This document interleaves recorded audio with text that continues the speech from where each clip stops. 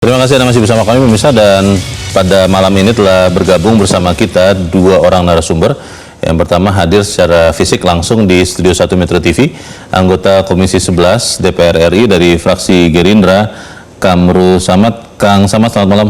Selamat malam, Pak Leo. Terima kasih sudah disempatkan hadir di tempat ini. Dan juga pemirsa telah bergabung bersama kita lewat sambungan telekonferensi dari luar studio, Direktur Eksekutif KOR Indonesia, Muhammad Faisal. Mas Faisal, selamat malam. Selamat malam, Bang Leo. Ya, terima kasih sudah memberikan waktunya. Sebelum ke Kang Samad, saya ingin ke Mas Faisal dulu. Mas Faisal, mendengar juga bahwa hasil diplomasi ekonomi Indonesia di Amerika bisa meyakinkan rating agency dan Bank Dunia, atau seperti apa yang Anda dengar, Mas Faisal? Ya, sepertinya memang kalau melihat dari nafas dan persepsi pada umumnya, ya, mulai dari World Bank, IMF, sebelum-sebelumnya juga kan ada Moody's dan juga Fitch, ya. Jadi punya catatan yang memang agak kurang baik ya terhadap kondisi stabilitas makro kita lah ya, pada umumnya ya. Okay. Nah, tapi kemudian dengan kedatangan Menteri Keuangan dan juga rombongan memberikan penjelasan, sepertinya memang ada penjelasan yang cukup masuk akal untuk mereka terima, walaupun not necessarily kemudian mengubah proyeksi.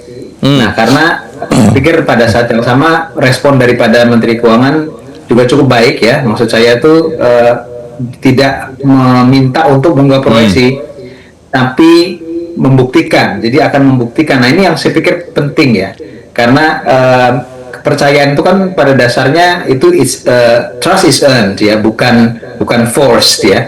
Jadi artinya ingin melihat bagaimana bukti konkretnya, dan itu yang mestinya dilakukan. Dan respon dari Menteri Keuangan saya pikir sudah cukup tepat, bahwa nanti kita buktikan bahwa itu tidak benar. Nah, jadi hal seperti ini paling tidak yang di satu sisi walaupun hasil konkretnya belum kelihatan, maksudnya hasil dari kuartal 1 seperti apa, nah, hasil pertumbuhan ekonominya, tapi respon seperti ini penting dan cukup masuk akal, make sense bagi World Bank, IMF dan juga mungkin investor.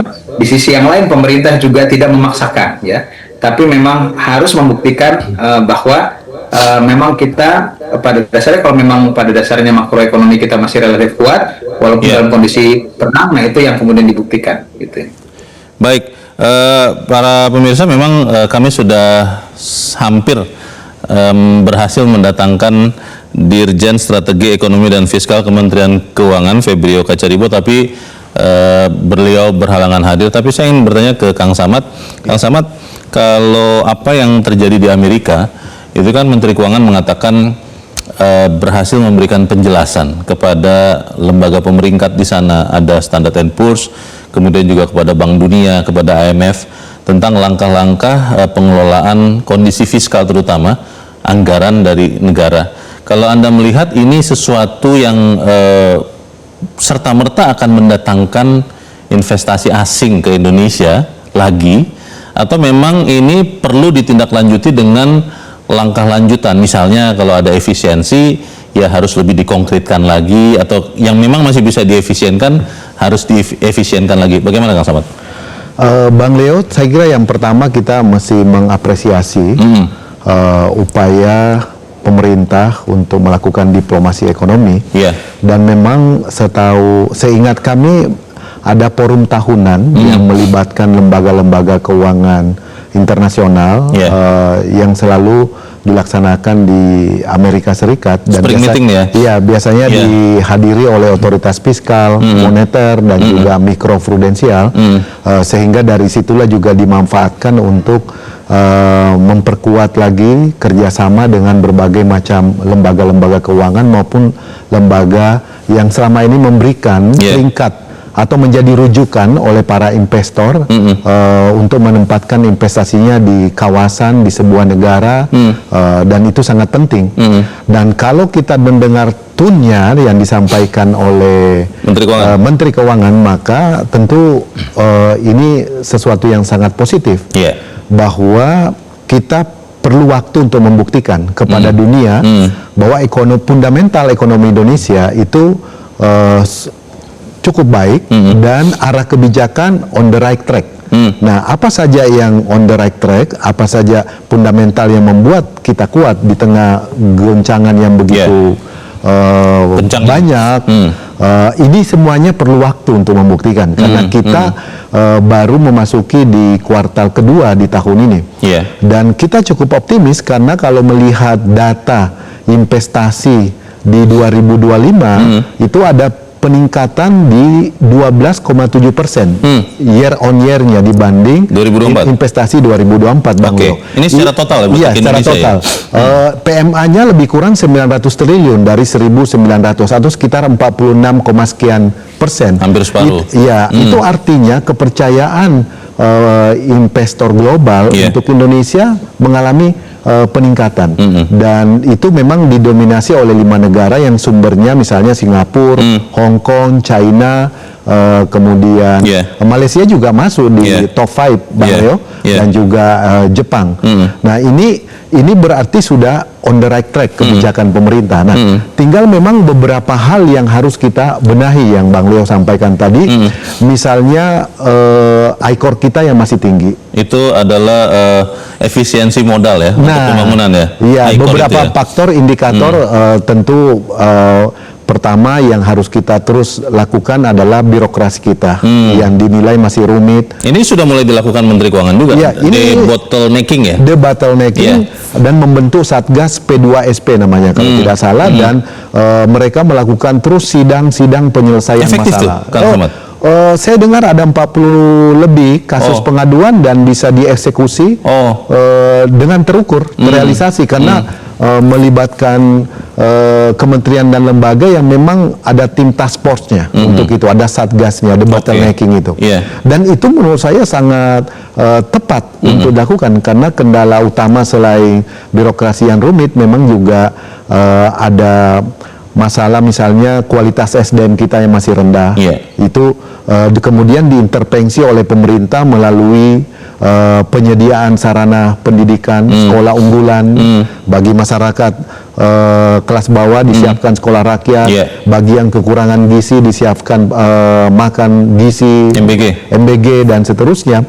Ini adalah komitmen kita supaya kita bisa mengatasi permasalahan tersebut sehingga ICOR kita itu bisa lebih baik. Sekarang kan di 6 sampai 7 di 2023 terakhir. Baik. Itu Bang Leo. Baik, terima kasih Kang Samad.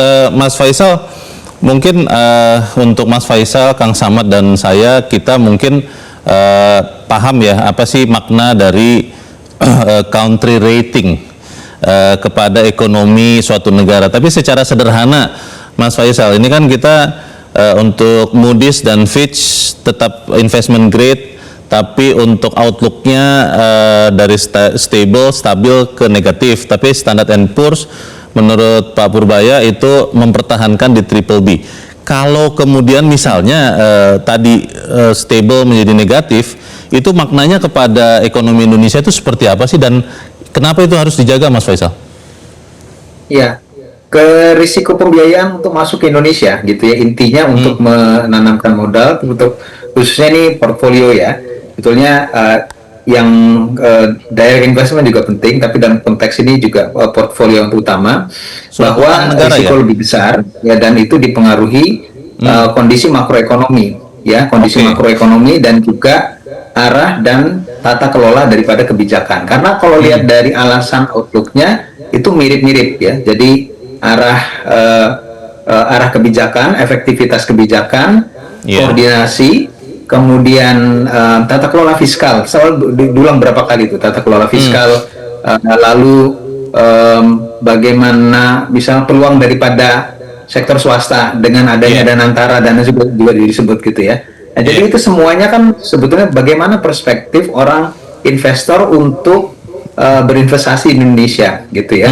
Dan kalau kemudian tata kelola kebijakan, tata kelola fiskal ya tidak prudent ya, dan ruang untuk pelaku swasta, investor swasta itu banyak dihalangi oleh berbagai macam kendala, ini yang kemudian bisa nanti kalau tidak diperbaiki ya tentu saja sampai dengan jangka waktu kalau nggak salah dari kemarin itu 6 bulan ya.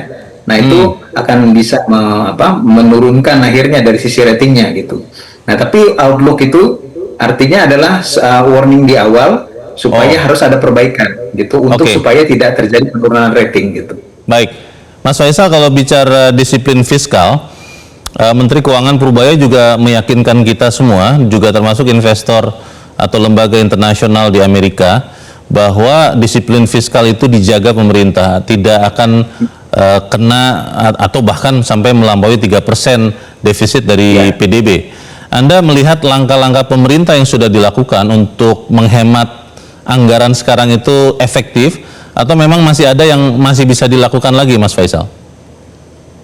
Satu hal bahwa keputusan untuk menahan defisit tidak lebih dari 3% itu saya pikir krusial ya untuk diambil dan penting ya untuk tadi menjaga kepercayaan, karena yang dikhawatirkan tadi kalau tata kelolanya tidak baik ini jangan-jangan defisit mau dilebarkan ya sehingga beban fiskal menjadi lebih berat. Nah itu pertanyaannya, kalau kemudian lebih lebar lagi defisitnya, apalagi lebih lebar dari 3%, bagaimana tata kelolanya? Bagaimana kemudian mengembalikan tambahan utang pokok dan juga bunganya kan itu. Nah jadi ketika dikatakan tidak sampai 3%, nah ini saya pikir itu memberikan sinyal yang cukup positif. Nah tinggal bagaimana caranya supaya tidak lebih dari 3%, kan begitu ya. Karena kalau melihat dari kuartal 1 ya APBN kita Januari sampai dengan Maret, pada faktanya defisitnya 240 triliun, yang artinya hampir 2,5 kali defisit pada 2025 yang kuartal satunya itu 99 triliun. Nah, jadi artinya kan untuk bisa mempertahankan tidak sampai 3% ini kan extra effort itu dibandingkan dengan tahun yang lalu gitu ya. Jadi lebih keras memang kayaknya. Satu otomatis adalah efisiensi, dan itu disampaikan dengan secara loud and clear oleh Pak Presiden juga, kita harus efisiensi. Nah tapi saya pernah kasih catatan juga, kalau efisiensinya saja ya dan sama seperti tahun 2025 nih bisa juga kena di ekonomi, dan itu tidak diinginkan juga kan.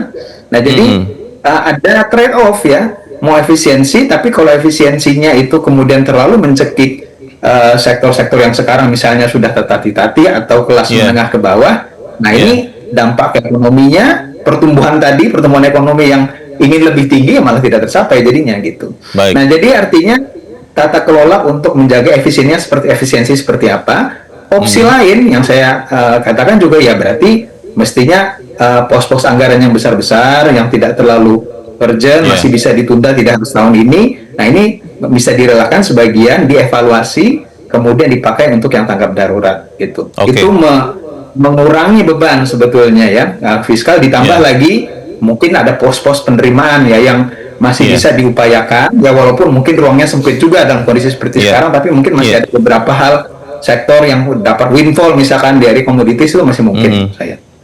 Terima kasih Mas Faisal. Kang Samad, kalau melihat efisiensi ya, ini kan secara sederhana kalau anggaran ada pendapatan ada belanja, itu kan bisa dilakukan dengan meningkatkan pendapatan dan atau menekan belanja. Efisiensi itu sudah dilakukan begitu rupa oleh pemerintah. DPR Komisi 11, Anda di Komisi 11 melihatnya apakah memang kemudian untuk dari pendapatan, kan ini saat ini sedang ditinjau ulang soal penerimaan pajak. Ini disebut-sebut katanya karena restitusi pajak terlalu besar di beberapa sektor yang tadinya itu harusnya tidak begitu. Lalu di sisi belanja, efisiensi itu juga sudah dilakukan. Bahkan kalau kita lihat beberapa jenis BBM non subsidi kan sudah juga kemarin naik begitu ya. Anda melihat ini sesuatu yang sehat atau bagaimana, Kang Samad? Ya, ini semuanya mengatasi tantangan-tantangan yang muncul, Bang Leo. Jadi memang penerimaan negara harus terus dilakukan evaluasi. Apalagi 1 tahun terakhir ini menggunakan sistem Cortex yang baru ya, yang baru. Sistem pelaporan pajak. Ini satu fase di mana wajib pajak itu memiliki kesempatan untuk memenuhi kewajibannya, tapi di sisi lain negara juga akan jauh lebih transparan untuk melihat database daripada wajib pajak itu sendiri. Karena di Cortex itu lebih lengkap dibandingkan sistem sebelum Iya, Cortex karena lebih terintegrasi. Iya, iya. Jadi sistemnya jauh lebih baik. Lalu kemudian ada masalah-masalah teknis, betul, akan terus kita di Komisi 11 akan terus mengawal supaya perbaikan dan tidak menghambat penerimaan negara. Kemudian dari sisi belanja memang saya kira pemerintah di dalam undang-undang APBN, Bang Leo, APBN yang ditetapkan, APBN 2026 ini yang ditetapkan pada bulan September 2025, memang ada satu pasal yang sudah disetujui pemerintah dan DPR pada waktu itu untuk memberi kewenangan kepada pemerintah melakukan penyesuaian jika diperlukan. Jadi penyesuaian meliputi bisa relokasi, bisa pengurangan, bisa penyesuaian sesuai dengan kebutuhan dan tantangan yang itu maksudnya ada. Bisa dilakukan pemerintah, tidak harus konsultasi dulu dengan DPR? Dengan mengkonsultasikan alat kelengkapan dewan yang terkait. Jadi misalnya dengan badan anggaran dan seterusnya. Jadi atau dengan komisi masing-masing, dengan mitra kementerian dan lembaga masing-masing. Jadi kita sudah mengantisipasi karena kita udah prediksi bahwa dalam situasi seperti ini penuh uncertainty. Jadi supaya untuk memudahkan pemerintah lebih agile menghadapi volatilitas yang terus terjadi di tengah gelombang ekonomi saat ini. Kita memang Kang Samad dan Mas Faisal dan pemirsa juga harus melihat bahwa gejolak di ekonomi dunia termasuk Indonesia itu disebabkan karena krisis di Timur Tengah. Saat ini saat kita berdiskusi ini antara Iran dan Amerika Serikat, kita belum tahu ujungnya. Bagaimana kalau kemudian krisis itu memberikan tekanan tambahan bagi BBM atau energi di Indonesia? Tetap bersama kami, Top Ekonomi segera kembali.